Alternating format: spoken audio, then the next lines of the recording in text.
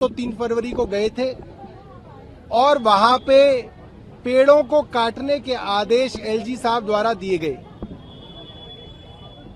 अब supreme court के सामने ये बात साफ हो गई है कि आदेश एलजी साहब ने दिए और ये बात डीडीए की 2 ईमेल्स के द्वारा ये बात साफ हो गई है। एक और बड़ा षड्यंत्र सबके सामने खुल के आ गया है कि जिस तरीके से उस सड़क की अलाइनमेंट चुनी गई, उन सड़कों को चौड़ा करने के लिए आप फार्म हाउस की जमीनें भी ले सकते थे।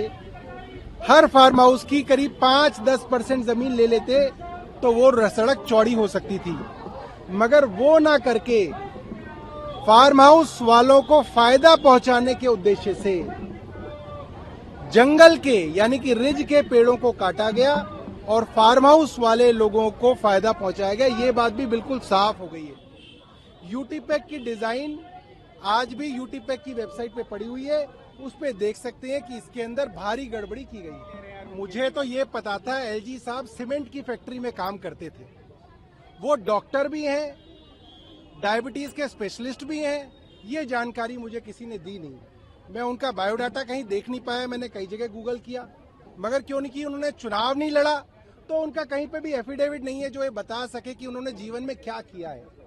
यदि वे डॉक्टर हैं, डायबिटोलॉजिस्ट हैं, तो जरूर जो है मैं उनके पत्र को पढ़ के जो है उस पर चिंता व्यक्त करूंगा। हमारे समाज में कई कुरीतियां रही, उनमें से एक सबसे बड़ी कुरीति ये रही कि दलित समाज से आने वाले हमारे भाइयों के घरों पे लोग खाना नहीं खाते थे, उनका हाथ छू जाए तो वो चीज नहीं खाते थे।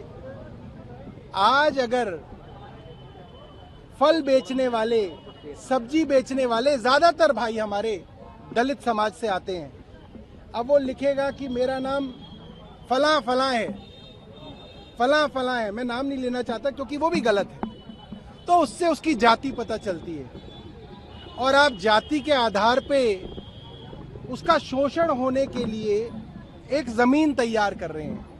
मुझे लगता है कि जिस तरीके से दलित समाज ने संविधान को बचाने के लिए भारतीय जनता पार्टी को इस बार वोट नहीं दिया, आज दलित समाज को अनएम्प्लॉयड और बेरोजगार करने की एक बड़ी साजिश की जा रही है ताकि हमारा दलित समाज बेरोजगार हो जाए और इन लोगों के आगे घुटने टेक दे। हम ये होने नहीं देंगे।